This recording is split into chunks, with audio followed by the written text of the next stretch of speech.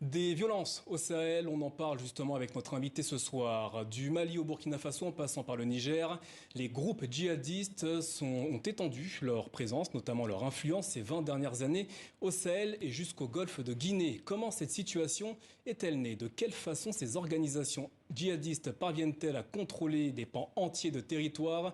Pourquoi l'idéologie islamiste cible-t-elle l'Afrique? Les réponses à ces questions se trouvent dans l'ouvrage intitulé L'Afrique, le prochain califat, point d'interrogation.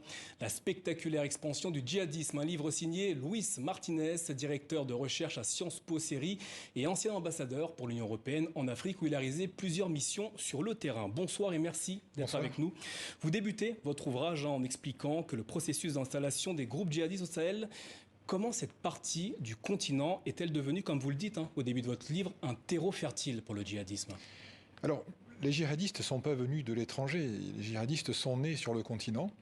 Ce qui est intéressant, c'est de voir que ce continent qu'on pensait immunisé, en particulier le Sahel, contre cette idéologie, finalement, une partie de la population, eh bien, s'est convertie à cette idéologie djihadiste et a considéré, en particulier dans le nord du Mali, dans le Soum au Burkina, dans la région de Difa au Niger, etc., eh bien, qu'elle pouvait répondre concrètement à un certain nombre de leurs problèmes et revendications. Le djihad est-il récent en Afrique? Pas du tout. Alors, du coup, historiquement, on a un djihad africain qui était là durant la période précoloniale, donc dès le 19e siècle. On en a d'autres au 18e siècle.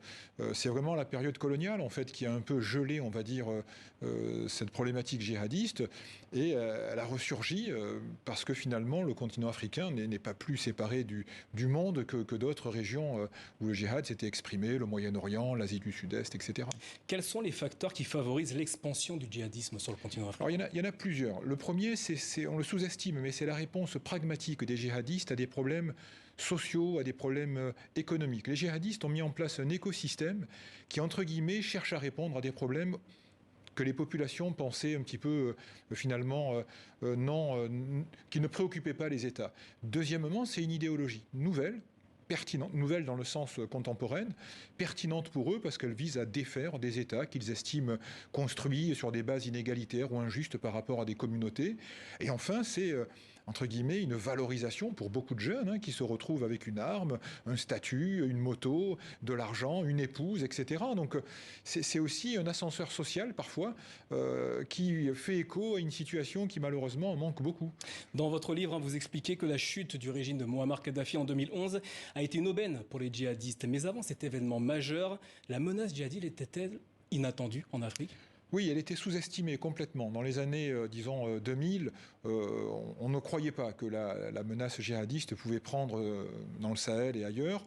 C'est des choses que vous avez entendues sur le terrain? Oui, tout à fait. On pensait que ça pourrait pas marcher ici, que j'entendais ou je lisais pour les Touaregs, ça pourra jamais se faire. Les Touaregs sont préoccupés par leur trafic, ou bien d'autres disaient il fait trop chaud dans cette région, ou bien il n'y a pas assez de ressources, ou bien c'est trop loin des centres urbains pour pouvoir être entre guillemets attractif. Bon, on avait beaucoup d'explications un peu spontanées, mais en fait, on a raté l'essentiel. C'est que les djihadistes sont pas venus avec des armes dans les années 2000. Ils sont venus d'abord s'installer, se marier, travailler, je dirais presque s'intégrer. Et c'est vraiment l'effondrement et le renversement du régime de Kadhafi qui va offrir ce qu'on va appeler une opportunité. Le changement également avec Blaise Compaoré au Burkina va alors là, disons, déstabiliser tout l'appareil sécuritaire du Burkina. Et puis on va avoir comme ça des événements, la chute de Daesh, etc. Alors justement, en parlant du Burkina Faso, vous dites dans ce livre que ce pays était un modèle de tolérance religieuse et de vivre ensemble.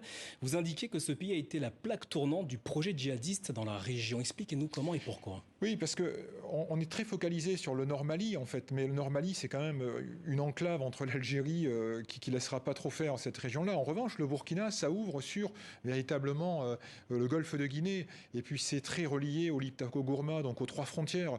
On a là un pays qui, en fait, offre des opportunités vraiment de diffusion, de consolidation et voire même peut-être je dirais, de création d'une structure califale ou un émirat, parce qu'il est au cœur finalement je dirais, d'une région stratégique, d'une certaine manière, et en même temps, il trouvera au Burkina beaucoup plus d'ennemis, notamment non musulmans, de présence chrétienne, etc., qui sera plus difficile dans le Nord Mali. Donc pour l'État islamique, Le Burkina est sans doute à terme une cible, je dirais, extrêmement importante à réussir.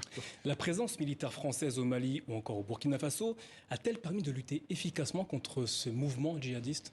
Alors, elle a fait son travail initial qui était de stopper les colonnes parties de l'Azawad vers Mopti en 2013. Mais ensuite, il faut le reconnaître, le basculement de Serval à Barkhane a finalement été sans doute une erreur stratégique importante dans la mesure où elle a fixé des troupes françaises dans une région sans vraiment leur donner des moyens de répondre à ce qui était quand même un défi stratégique sur plusieurs pays avec 5000 soldats.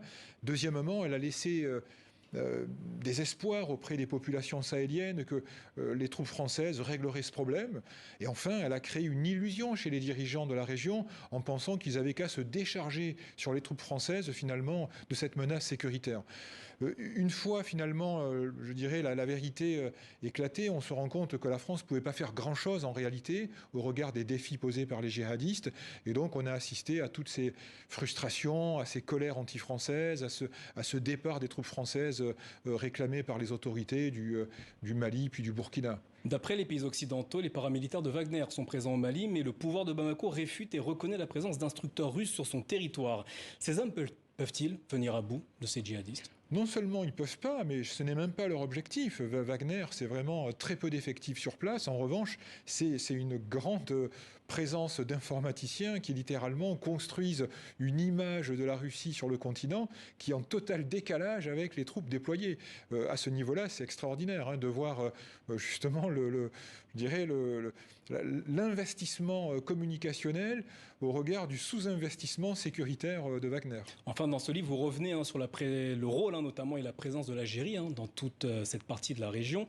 Que peut-elle faire pour trouver une issue à ces crises? Alors l'Algérie a des moyens limités, mais elle a une obligation. Elle partage 1400 km de frontière avec le Mali et je dirais sa frustration passée est en train d'être surmontée. Elle était contre le changement de régime en Libye, il s'est quand même fait. Elle était contre l'intervention française au Mali, elle s'est quand même faite.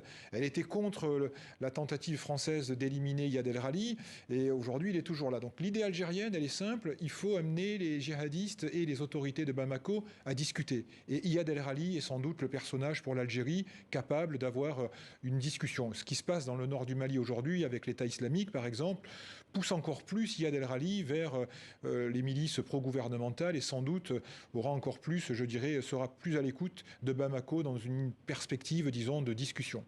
Luis Martinez, merci d'avoir répondu à nos questions. Votre livre, L'Afrique, prochain califat, point d'interrogation, le spectaculaire expansion du djihadisme est à retrouver aux éditions Talendier. Merci à vous. Merci à vous.